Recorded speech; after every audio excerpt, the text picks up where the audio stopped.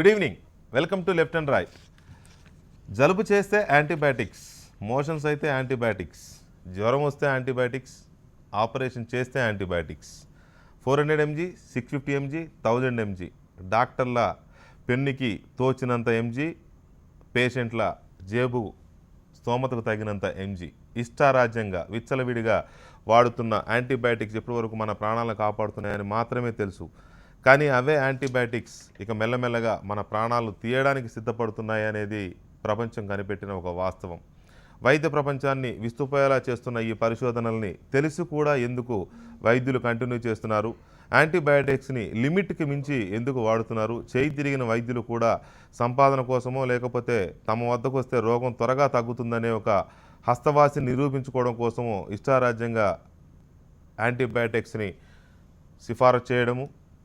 మరోవైపు మెడికల్ షాపుల్లో ప్రిస్క్రిప్షన్లు కూడా లేకుండా నాకు జలుబు చేసిందంటే ఒక యాంటీబయాటిక్, జ్వరం వచ్చిందంటే ఒక యాంటీబయాటిక్ మెడికల్ షాపుల్లో ఉండే సేల్స్ బాయ్స్ కూడా ఇచ్చేస్తున్న తీరు భయాన్ని కల్పిస్తోంది. ఈ నేపథ్యంలో తాజాగా వెలువడుతున్న అధ్యయనాలు యాంటీబయాటిక్స్ విషయంలో కంట్రోల్ చేయకపోతే, కొత్త పరిశోధనలు మొదలు పెట్టకపోతే యాంటీబయాటిక్స్ ప్రాణాలు కాపాడడం కాకుండా ప్రాణాలు తీయడానికి సిద్ధపడుతున్నాయనేది తాజాగా వెలుగు చూస్తున్న వాస్తవం. ఇదే ఇవాళ లెఫ్ట్ అండ్ రైట్.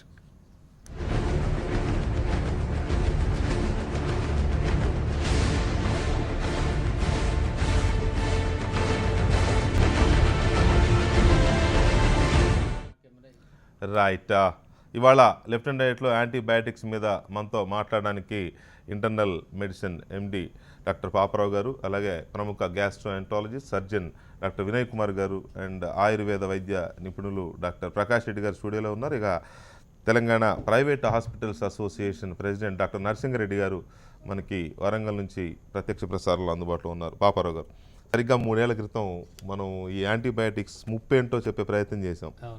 3 ఏళ్ల తర్వాత ఇవాళ అది పత్రికల్లో ప్రధాన శీర్షిక అయింది. మన ఇద్దరమే చేసాం.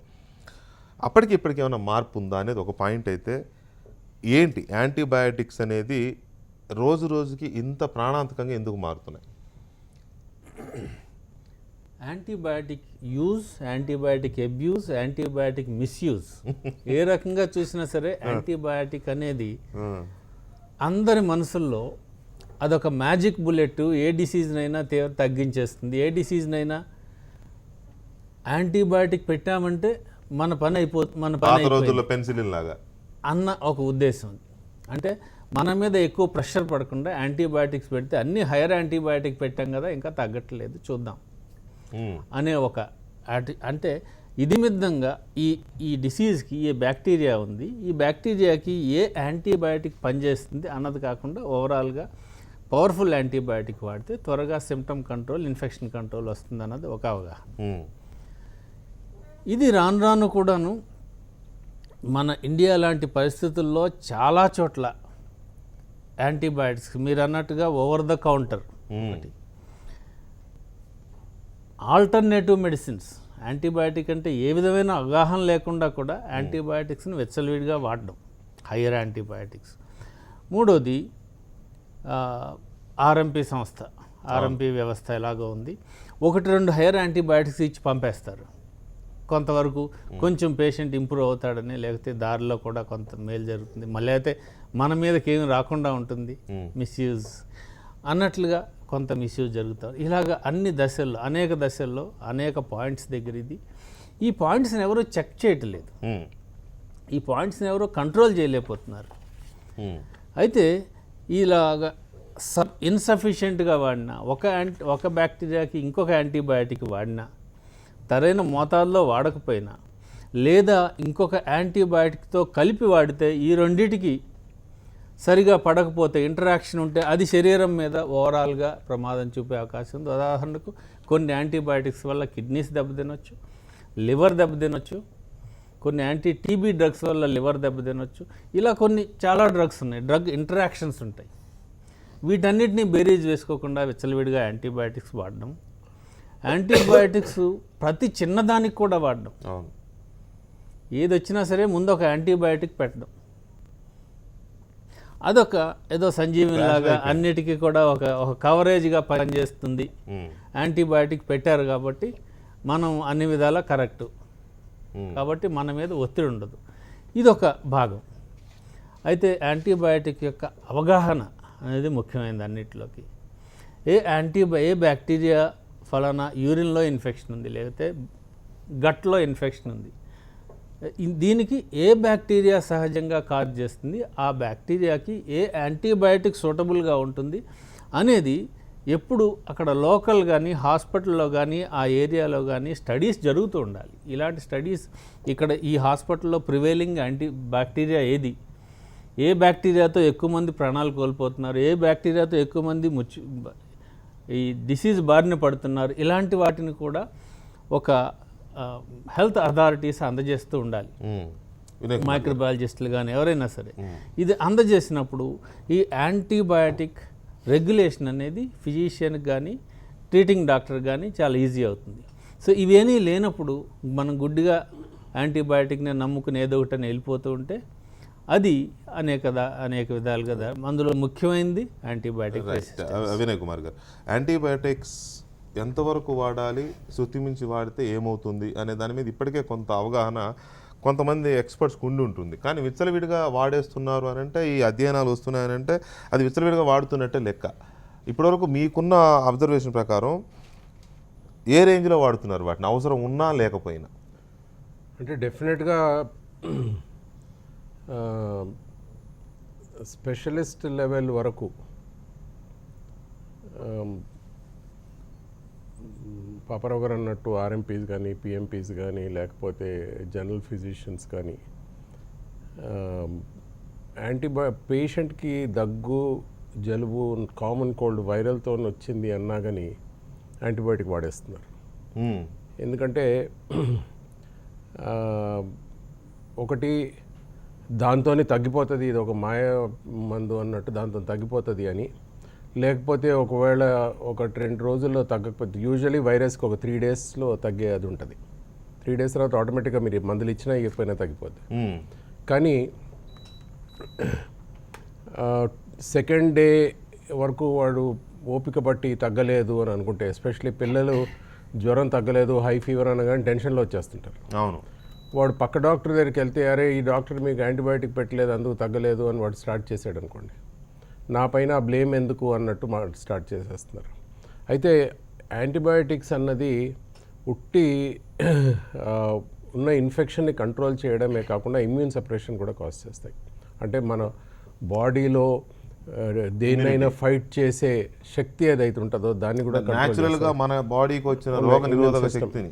అందుకే మీరు యాంటీబయాటిక్స్ కొంచెం పవర్ఫుల్ యాంటీబయాటిక్స్ కానీ, లేకపోతే పవర్ఫుల్ యాంటీబయాటిక్ షార్ట్ పీరియడ్ 2 రోజుల్లో వేసిన, లేకపోతే ఒక 4-5 రోజులు ఎక్స్టెన్సివ్గా మైల్డ్ యాంటీబయాటిక్ ఇచ్చిన నోట్లో అన్ని కురుపులు వస్తాయి.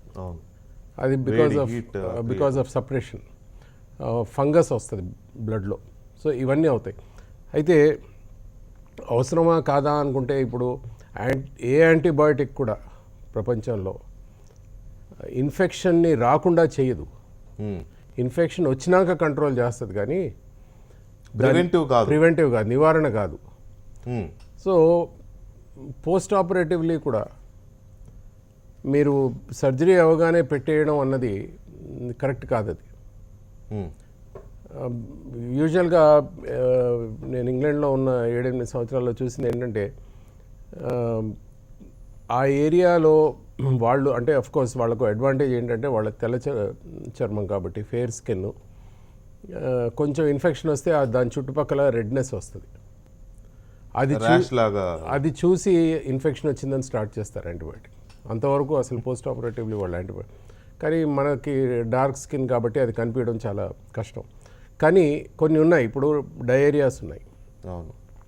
మనకి పెద్ద పేగులో గుడ్ బ్యాక్టీరియా అని ఉంటుంది. మనం తినే భోజనంలో పాయిజన్ చాలా ఉంటుంది. అది వాటికి ఫుడ్. ఎలాగైతే వృక్షాలకి కార్బన్ డైఆక్సైడ్ వాటికి ఎనర్జీయో, ఈ గుడ్ బ్యాక్టీరియాకి మనం తినే భోజనంలో ఉన్న పాయిజన్ వాటికి ఫుడ్. సో అది అవి తినేస్తాయి. అయితే ఈ గుడ్ బ్యాక్టీరియాని డిస్ప్లేస్ చేసే ఎప్పుడైనా ఫుడ్ తింటే మనం దాంతో డయేరియా వస్తుంది. అది వచ్చినప్పుడు మనం చిన్నప్పుడు ఎక్కువగా తరచుగా స్పోర్లాక్ అని చూసేవాళ్ళం. ఇప్పుడు ఇంకా చాలా ఉన్నాయి ప్రోబయోటిక్స్, వెల్గట్ అని, ఎకోనామ్ అని, చాలా. అవి స్టార్ట్ చేస్తే 70% ఆఫ్ డయేరియాస్ తగ్గిపోతాయి, మీరు యాంటీబయాటిక్స్ ఇచ్చే అవసరం లేదు. కానీ ఇన్వేరియబ్లీ డాక్టర్ దగ్గరికి వెళ్ళగానే యాంటీబయాటిక్ ఇస్తాడు. అవును. అది పనిచేస్తుందా చేయదా పక్కన పెడితే, పవర్ఫుల్ యాంటీబయాటిక్ అయితే అది కూడా గుడ్ బ్యాక్టీరియా డిస్ప్లేస్ చేసేస్తుంది. సో దాంతో కూడా డయేరియా కంటిన్యూ అవుతూ ఉంటుంది. సో యాంటీబయాటిక్ ఇచ్చినా కానీ బేసిక్గా కావాల్సింది ప్రోబయాటిక్స్, కానీ మనం ఇస్తుంది వేరే మెడిసిన్. సో ఇలాగా యాంటీబయాటిక్, ఇంకోటి ఏంటంటే మీరు యాంటీబయాటిక్స్ ఓవర్ యూసేజ్ వలన ఆ పర్టికులర్ బ్యాక్టీరియాకి దానికి రెసిస్టెన్స్ తయారు చేస్తున్నారు.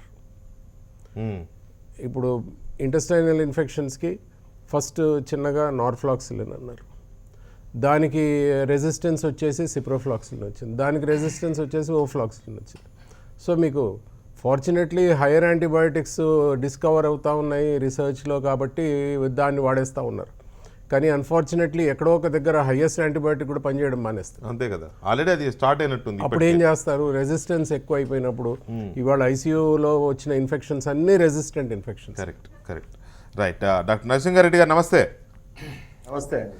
నరసింగారెడ్డి గారు, ఒకసారి మనం బ్రిటన్ ఇచ్చిన నివేదిక చూస్తే లార్డ్ జిమ్ ఓనిల్ అనే ఒక ఎక్స్పర్ట్ ఈ టీంకి లీడ్ చేశారు. వారు ఇచ్చిన రిపోర్ట్ చూస్తే యాంటీబయాటిక్ల అతి వినియోగం మానవాళి మనుగడకు పెనుగుముప్పుగా మారుతోంది. ప్రతి చిన్న అనారోగ్యానికి యాంటీబయాటిక్లను వాడకం అనర్థమవుతోంది. అతి వాడకం వల్ల ఔషధాల నిరోధకత పెరుగుతుంది. భవిష్యత్తులో అత్యంత సాధారణ అనారోగ్యాలు మందులకు తలవంచకుండా ప్రాణాలకు ముప్పు కలిగించే సూచనలు ఉన్నాయి అనడంతో పాటు 2050 నాటికి ఏటా 1 కోటి మంది కేవలం ఈ యాంటీబయాటిక్స్ వల్లే మరణిస్తున్నారు అనేది ఈ అధ్యయనం యొక్క అంచనా. 2050 నాటికి 1 కోటి మంది మరణిస్తారంటే ఇప్పుడు 1 లక్ష మంది 10 లక్షల మంది చచ్చిపోతారనే కదా అర్థం. తగ్గాల్సిన రోగాలు తగ్గడం లేదనే కదా అర్థం. ఎందుకు యాంటీబయాటిక్స్ విషయంలో ఇంత నిర్లక్ష్యంగా ఉంటున్నారు అనే దాని మీద మీ అబ్జర్వేషన్ ఏంటి? ఇది అసలు మన ప్రజలని ఫస్ట్ దీని మీద వాళ్ళని రీజన్ గా చూపించాలండి. ఎందుకంటే మన ప్రజల్లో ఒక అవగాహన ఏంటంటే ఏ రోగం వచ్చినా ఏ జబ్బు వచ్చినా యాంటీబయాటిక్ వేసుకుంటే తగ్గిపోతున్న పెద్ద అపోహన ఉంది వాళ్ళకి. మన దగ్గర ఏంటంటే మెడికల్ హెల్త్ కేర్ సిస్టమ్ అనేది ఒక స్ట్రక్చర్డ్ గా లేదు. ఇది అంతాను కూడా ప్రైమరీ హెల్త్ కేర్ చూస్తే మనకేమో ఆర్ఎంపీ లెవెల్ నుంచి మొదలవుతుంది. అక్కడి నుంచి మనకి ఎంబీబీఎస్ డాక్టర్స్, అక్కడ స్పెషలిస్ట్ డాక్టర్స్, అలా మనకి స్ట్రక్చర్డ్ అలా వచ్చింది. కాబట్టి ఏ ఊర్లో కూడా చూసినా కానీ ఫస్ట్ వాళ్ళు ఆర్ఎంపీకి వెళ్తారు. ఆర్ఎంపీ వాళ్ళు తెలిసి తెలియని వైద్యంతో వచ్చిన వారు అందరికి కూడా యాంటీబయాటిక్ ఇస్తుంటారు. ఇంతకుముందు మా డాక్టర్ వినయ్ గారు చెప్పినట్టు అసలు చాలా వాటికి యాంటీబయాటిక్స్ అవసరం లేదు. ఇక్కడ ఏమవుతుందంటే కామన్ డిసీజెస్ లైక్ కోల్డ్ కానీ, కాఫ్ కానీ, లేకపోతే డయేరియా లాంటి వాటికి కానీ యాంటీబయాటిక్ లేకుండా బాడీనే తన రెసిస్టెన్స్ డెవలప్ చేసుకొని వాటిని అక్కడ సప్రెస్ చేస్తుంది. ఈ ఆపర్చునిటీ ఇవ్వకుండా మన వాళ్ళు ఈ యాంటీబయాటిక్ స్టార్ట్ చేశాక ఈ యాంటీబయాటిక్ 2-3 రోజుల్లో వేసుకున్నాక ఎలా ఏ డైరియా తగ్గిపోతుంది, ఏ జలుబు తగ్గిపోతుంది. కానీ ఈ కోర్స్ కంప్లీట్ చేయరు. సో కోర్స్ కంప్లీట్ చేయనప్పుడు ఏమవుతుందంటే బాడీలో ఈ resistance towards this antibiotic develop అవుతుంటుంది. సో ఇలాంటి యాంటీబయాటిక్ డెవలప్ అయినప్పుడు సబ్సిక్వెంట్ గా నెక్స్ట్ టైం వచ్చినప్పుడు డిసీజెస్ వచ్చినప్పుడు పేషెంట్ కి రెసిస్టెన్స్ పవర్ తగ్గిపోతుంది. అప్పుడు ఏంటంటే మళ్ళీ హైయర్ యాంటీబయాటిక్ వెళ్లాల్సి వస్తుంది. సో బేసిక్ ఏంటంటే మన బాడీలో ఉన్న ఈ ఇమ్యూన్ సిస్టమ్ ని మనమే దాన్ని దెబ్బతీస్తున్నాం. సో దీన్ని ఒక పద్ధతి లాగా వాడకుండా ఇప్పుడు ఆ బ్రిటన్ డాక్టర్స్ చెప్పినట్టు కూడాను ర్యాంపెంట్ యూజ్ ఆఫ్ యాంటీబయాటిక్స్ అంటే ప్రతి చిన్నదానికి యాంటీబయాటిక్ వాడుతున్నాము. ఈ యాంటీబయాటిక్స్ ఏంటంటే కంపెనీలు కూడా రీసెర్చ్ చేసి ఈ వచ్చిన డ్రగ్ రెసిస్టెన్స్ వాటికి కొత్త కొత్త యాంటీబయాటిక్స్ వాళ్ళు కూడా తీస్తున్నారు. కానీ మన వాళ్ళు ఏం చేస్తున్నారు, సరే పోయినసారి ఒక యాంటీబయాటిక్ వాడము, ఈసారి ఇది పని చేయట్లేదు కాబట్టి we'll go for higher antibiotic అని చూస్తున్నారు. బట్ బాడీలో ఉన్న మన ఓన్ బాడీలో ఉన్న రెసిస్టెన్స్ ఈ డిఫెన్స్ మెకానిజం మనము ఆపరేషన్ ఇవ్వట్లేదు. సో దీంతో ఏమవుతుందంటే ర్యాంపెంట్ మిస్యూజ్ ఆఫ్ యాంటీబయాటిక్స్. ఈ రోజు మీరు చూసుకోండి, ఆ మధ్య మనకు న్యూఢిల్లీ బగ్ అని ఒకటి కొత్తగా క్రియేట్ చేశారు బ్రిటిష్ సైంటిస్ట్లే. అవును, దాంతో ఎక్కడ లేని స్కేర్ అంటే వరల్డ్ వైడ్ స్కేర్ క్రియేట్ చేసి దాన్ని న్యూఢిల్లీ బగ్ అని పేరు పెట్టారు దానికి. ఢిల్లీ బగ్. దాంతో మన ఇండియన్ గవర్నమెంట్, మా ఇండియన్ మెడికల్ అసోసియేషన్ చాలా ప్రొటెస్ట్ చేస్తారు, దాన్ని మళ్ళీ విత్డ్రా చేసుకున్నారు టర్మ్ ని. ఇలాంటివి ఏంటంటే బేసిక్ గా కూడా మన బాడీలో గుడ్ బ్యాక్టీరియా, బ్యాడ్ బ్యాక్టీరియా ఉంటాయి. ఒకసారి యాంటీబయాటిక్ వేసుకున్నప్పుడు మన గుడ్ బ్యాక్టీరియా, బ్యాడ్ బ్యాక్టీరియాతో గుడ్ బ్యాక్టీరియా కూడా చచ్చిపోతుంటది. అవును. సో ఇది పోయినప్పుడు ఏమవుతుందో మన బాడీలో లేనిపోయి వేరే ఇమ్యూన్ మన డెఫిషియన్సీ అవుతుంటాయి, అంటే వైటమిన్స్ కానీ ఇలాంటి డెఫిషియన్సీ వచ్చేసి మనకు వేరే సెకండరీ డిసీజ్ వస్తుంటాయి, ఇప్పుడు మన వినయ్ గారు చెప్పినట్టు. ఓకే. సో ఇలాంటి సిచ్యువేషన్ ఏంటంటే ఒక స్ట్రక్చర్డ్ గా ఉండేసి అండ్ రెగ్యులేటరీ అథారిటీ కూడా కరెక్ట్ గా ఉండి యాంటీబయాటిక్ ని అక్రాస్ ద సేల్ కౌంటర్ మానేస్తే తప్ప దీన్ని నుంచి మనం తప్పించుకోలేము. రైట్, ఒక్క నిమిషం నరసింహారెడ్డి గారు. Telangana retail medical shops association treasurer Sridhar గారు లైవ్లో ఉన్నారు మనకి. శ్రీధర్ గారు గుడ్ ఈవినింగ్ అండి. Good evening sir. శ్రీధర్ గారు, ఈ యాంటీబయాటిక్స్ విచ్చలవిడిగా వాడేస్తున్నారు పేషెంట్లు. సరే, డాక్టర్లు రాస్తున్నారా, లేకపోతే సొంతంగా కొనుక్కుంటున్నారా, లేకపోతే మెడికల్ షాపుల వాళ్ళు తలనొప్పిగా ఉందంటేనో జలుబు చేసిందంటేనో మెడికల్ షాపుల వాళ్ళు ఇస్తున్నారా, కారణం ఏదైనా ఈ విచ్చలవిడి వాడకం పెరిగిపోయింది. దీనివల్ల ప్రాణాలు కాపాడడం కంటే ప్రాణాలు తీయడం ఎక్కువైపోయింది యాంటీబయాటిక్స్ వల్ల అనేది ఒక చర్చ మీరు చూసే ఉంటారు. సో దీంట్లో డాక్టర్ల పాత్ర ఎంత, పేషెంట్ల పాత్ర ఎంత, మెడికల్ షాపుల పాత్ర ఎంత శ్రీధర్ గారు? సార్, ఈ విషయంలో జనాలు చాలా నష్టపోతున్నారు సార్. దీనికి ముఖ్యంగా జనాల్లో ఒక ఓపిక తక్కువ ఉండడం, డాక్టర్లు విచ్చలవిడిగా యాంటీబయాటిక్స్ రాయడం, ఎడ్యుకేట్ చేయాల్సినటువంటి డాక్టర్లు పేషెంట్ కు సరైన సమయం ఇచ్చి, డాక్టర్ అంటే దేవునితో సమానం. అవును, ఇవాళ నేను 100 మంది పేషెంట్లు చూశానా, 70 మంది పేషెంట్లు చూశానా, ఇవాళ నా టార్గెట్ ఎంత ఉందా అనే టాపిక్ పక్క పెట్టి డాక్టర్లు ఒక 5 నిమిషాల టైం ఇచ్చి నీకు 2 రోజుల్లో 3 రోజులు తగ్గకపోతే యాంటీబయాటిక్ స్టార్ట్ చేస్తాను అనే విధంగా వాళ్ళకు అంతవరకు ఈ విధంగా ఏ విధంగా మెయింటైన్ చేయాలనే విధంగా పద్ధతిలో వెళ్తే పేషెంట్లకి ఒక భయం అనేది ఉంటుంది. ఓ, యాంటీబయాటిక్ వల్ల నాకు ఈ ఇబ్బందులు ఉన్నాయి, సో నేను డాక్టర్ మాట వినాలి అనేది ఒకటి ఉంటుంది. కానీ డాక్టర్స్ లో ఉన్న కాంపిటీషన్ తోటి వచ్చిన రోజునే డబుల్ యాంటీబయాటిక్ పెట్టేస్తున్నారు సార్. ఎక్కడ ప్రపంచంలో లే విధంగా మన దగ్గరే డబుల్ యాంటీబయాటిక్స్. వాళ్ళు ఓఫ్లాక్సిన్, సెఫిక్సిన్ టాబ్లెట్స్, ఓఫ్లాక్సిన్ ఆర్నిజోల్ టాబ్లెట్స్, సెఫ్రాక్సిమ్ ఓఫ్లాక్సిన్ టాబ్లెట్స్, ఇలాంటివి పేషెంట్ ఇవాళ వచ్చాడా రేపు తగ్గిపోయిందని హ్యాపీ రావాలి. దాంతో పాటు ఈ కార్టిజోన్ మెడిసిన్స్ ఈ వాడి పేషెంట్లకు కూడా ఓ ఈ డాక్టర్ దగ్గర పోతే నాకు 1 రోజు తగ్గిపోద్ది, అవును, 6 నెలల తర్వాత ఆ ప్రిస్క్రిప్షన్ పెట్టుకొని మళ్ళీ మెడికల్ షాప్కి వస్తాడు, అదే మందు కావాలంటాడు. ఇక్కడ ఫార్మసిస్ట్ ఉండి వీళ్ళు ఎక్స్పీరియన్స్ తోటి మెడికల్ షాప్ వాళ్ళు ఎక్స్ప్లెయిన్ చేసినా అసలు పట్టించుకోరండి పేషెంట్లు కూడా. ఇప్పుడు మీరు ఒక మాట అన్నారు కదా, డాక్టర్లు విచ్చలవిడిగా చేస్తున్నారని. ఏ డాక్టర్లు అంటే కొంచెం పెద్ద డాక్టర్లుగా పేరున్న వాళ్ళు చేస్తున్నారా, లేకపోతే ఆర్ఎంపీలు పేరున్న డాక్టర్లు చేయడం తోటి వాళ్ళు పేషెంట్ చాలా జాగ్రత్త అబ్జర్వ్ చేస్తారు. పెద్ద డాక్టర్లను చూసి ఏం చేస్తారంటే జనరల్ ట్రెండ్, ఏ డాక్టర్ తప్పడం కాదు, ఎవరైతే సూపర్ స్పెషాలిటీ డాక్టర్స్ ఉన్నారో జస్ట్ ఆ ప్రిస్క్రిప్షన్ ని ఎంబీఎస్ డాక్టర్స్ ఫాలో అయిపోతారు, ఆ ప్రిస్క్రిప్షన్ ని ఆర్ఎంపీలు ఫాలో అయిపోతారు. ఈ ఆర్ఎంపీలు కూడా డబుల్ యాంటీబయాటిక్ పెట్టేస్తారు. సిటీలో కూడా ఆర్ఎంపీలు డబుల్ యాంటీబయాటిక్ పెట్టేస్తుంటారు. ఈ చూసి మెడికల్ షాప్ లో కూడా వీళ్ళు డైరెక్ట్ ఇవ్వడం స్టార్ట్ చేసేస్తారు. డైరెక్ట్ ఇవ్వడం స్టార్ట్ చేస్తారు సార్. మెడికల్ షాప్ లో కూడా ఉంటుంది. మేము అసోసియేషన్ ఏర్పడిన తర్వాత ఈ లాస్ట్ 1 year లో ఒక 100 అవేర్నెస్ ప్రోగ్రామ్స్ కండక్ట్ చేసాం రిటైల్ మెడికల్ షాప్ లకి. మన చైర్ నుంచి డైరెక్ట్ యాంటీబయాటిక్ ఇవ్వకూడదు. కోల్డ్ ప్యూర్ ఉందో 1-2 టాబ్లెట్స్. శ్రీధర్ ఒక్క నిమిషం లైన్ లో ఉండండి. శ్రీధర్ గారు, వినయ్ గారు మాట్లాడతారు. శ్రీధర్ గారు, డాక్టర్లు మీరు ఇప్పుడు ఒక యాంటీబయాటికా 2 యాంటీబయాటిక్లా అన్నది ఒక ప్రిస్క్రిప్షన్ రాస్తూ మీరు ఆ ప్రిస్క్రిప్షన్ చదివి ఇస్తున్నారు కదండి. వాళ్ళు క్వాలిఫైడ్ డాక్టర్స్, వాళ్ళు రాస్తున్నారు. మీ వాళ్ళకి క్వాలిఫికేషన్ లేదు, ప్రిస్క్రిప్షన్ లేదు, మీ వాళ్ళు ఎలాగిచ్చేస్తున్నారండి? విచ్చలవిడిగా అసలు అంటే మీరు ప్రెసిడెంట్ గా మీరు ఏం చర్యలు తీసుకుంటున్నారు? వాడి జనాలకి డైరెక్ట్ వచ్చిన యాంటీబయాటిక్ అంటాడు. ఇప్పుడు బాబు అంటే కూడా కోపం వస్తుంది. అది కాదండి శ్రీధర్ గారు, విషయంలో రిటైల్ షాప్ అసోసియేషన్ నుంచి మేము అవేర్నెస్ ప్రోగ్రామ్స్ చేస్తాం. అవన్నీ డిపార్ట్మెంట్ చాలా సీరియస్ గా కేసులు బుక్ చేస్తుంది దీని మీద. ఎవరు వచ్చి టెస్ట్ సేల్స్ అడుగుతున్నారు, వాళ్ళు టెస్ట్ అడుగుతున్నారు, యాంటీబయాటిక్ తీసుకుంటున్నారు. కాదండి, 10 రోజులు సస్పెన్షన్, ఆ విధంగా కేసులు బుక్ చేస్తున్నారు.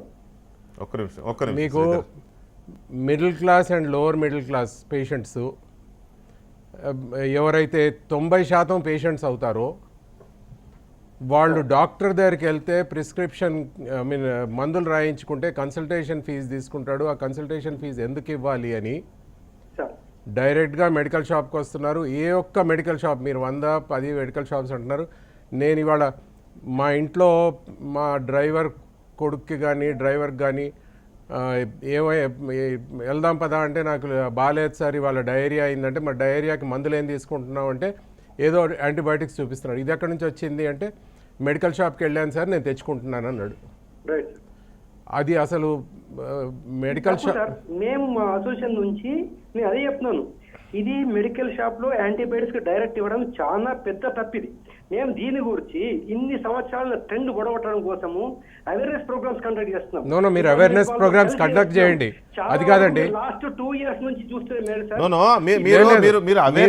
మీరు అవేర్నెస్ ప్రోగ్రామ్స్ ఆగడం లేదు కదా. లేదు నాట్ ఓన్లీ రిటైల్ అండి, పెద్ద పెద్ద గ్రూప్ గా ఉన్న పెద్ద షాప్స్ ఉన్నాయి కదా. ఇప్పుడు ఐ కెన్ సే మా పేర్లు సహా చెప్పగలను నేను. అది మెడ్ ప్లస్ కానివ్వండి, లేకపోతే అపోలో కానివ్వండి, లేకపోతే ఇంకేమున్నాయి సార్, అది కాదు శ్రీధర్ గారు, హెటిరో కానివ్వండి. శ్రీధర్ ఒక్క నిమిషం శ్రీధర్, ఒక్క నిమిషం శ్రీధర్ గారు, ఒక్క నిమిషం వినండి చెప్పేది దయచేసి. ఇక్కడ మిమ్మల్ని తప్పుపడుతున్నాం అనుకోకండి. రిటైలర్స్ కానివ్వండి, ఇట్లా చైన్ ఉన్న పెద్ద పెద్ద కంపెనీలే కానీ ఎక్కడికి వెళ్ళినా కూడా ఒక పేషెంట్ వెళ్ళి అడిగితే ఇచ్చేస్తున్నారు. అంటిల్ అన్లెస్ అదేదన్నా సెడేషన్ కి సంబంధించిన అయితే తప్ప. లేదు ఒక్క నిమిషం శ్రీధర్ గారు, శోచనీయమైన విషయం ఏంటంటే మీరు చెప్పినట్టుగా ఈ చైన్ షాప్స్ లో ఖాళీ యాంటీబయాటిక్స్ ఇచ్చినా సంతోషపడతాం సార్, కానీ సెడేటివ్ డ్రగ్స్ కూడా నేను అదే చెప్తున్నానండి. నేను అదే చెప్తున్నా. ఉన్న దారుణమైన విషయం ఏంటంటే బ్లాక్ లో అమ్ముతున్నారు. అక్కడ ఉండేది ఎంప్లాయీస్. శ్రీధర్ గారు, రైట్ ₹100 ఇస్తున్నారు చైన్ షాప్స్ లో. అదే రిటైలర్ రైట్ కొంచెం మీరు వినండి శ్రీధర్ గారు, మీరు వినకుండా మీరు మాట్లాడుకుంటూ వెళ్ళిపోతున్నారు. మీరు ఏదైతే అన్నారో ఇప్పుడు వెంకటకృష్ణ గారు మిమ్మల్ని తప్పు పట్టడం లేదంటే నేను మాత్రం 100% మిమ్మల్ని తప్పు పడుతున్నాను. స్పెసిఫికలీ మిమ్మల్ని శ్రీధర్ గారు. నేను అందరినీ తప్పు పడుతున్నా కాదు లేదు, నేను ఆయన్ని తప్పు పడుతున్నాను. ఎందుకంటే ఇప్పుడు ఆయన డ్యూటీ, ఆయన as president of association treasurer, అక్కడ వరకు ఆయన పరిమితం. ఆయన మెడికల్ షాప్స్ ఇవ్వాలి ఇవ్వద్దు అన్నది ఆయన చూసుకోవాలి. కానీ డాక్టర్స్ విచ్చలవిడిగా యాంటీబయాటిక్స్ 1, 2 రాస్తున్నారంటే ఆయనకి ఏం క్వాలిఫికేషన్ ఉంది అది చెప్పడానికి?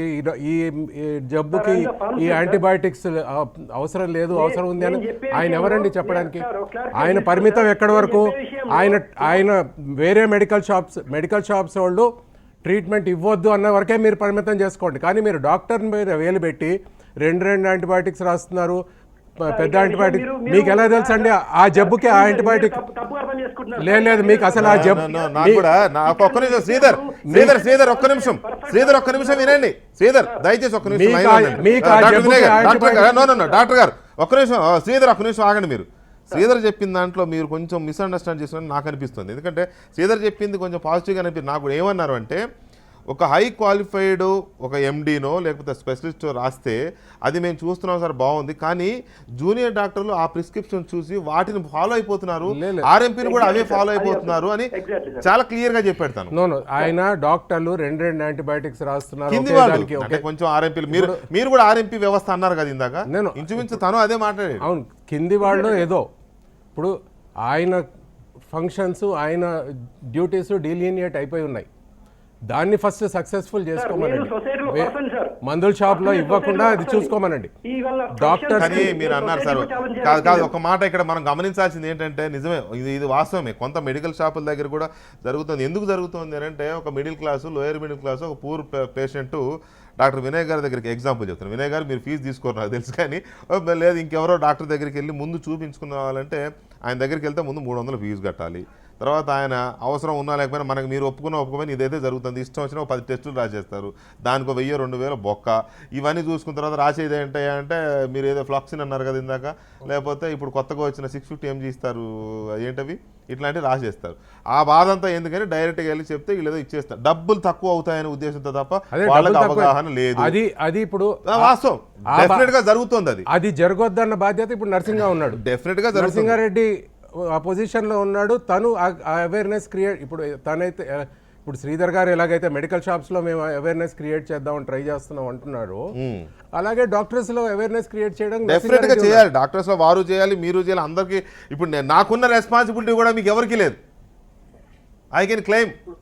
నాకున్న రెస్పాన్సిబిలిటీలో నేను 3 years బ్యాక్ ఇదే యాంటీబయాటిక్స్ మీద పెట్టి దాని ఒక పెద్ద క్యాంపెయిన్ లాగా చేశాను. మళ్ళీ 3 years తర్వాత నేనే పెడతాను తప్ప మీరు ఎవరు పెట్టట్లా. అది అందరినీ నేను బ్లేమ్ చేస్తున్నా. Right Sridhar, thank you very much మీరు లైన్లోకి వచ్చినందుకు. ప్రకాష్ రెడ్డి గారు, ఈ అధ్యయనం భారతదేశంలోనే ఈ ప్రభావం ఎక్కువగా ఉంది, యాంటీబయాటిక్స్ విచ్చలవిడిగా వాడుతున్నారు అనేది ఈ అధ్యయనంలో ఇండియాలో ఎక్కువగా ఉంది అనేది.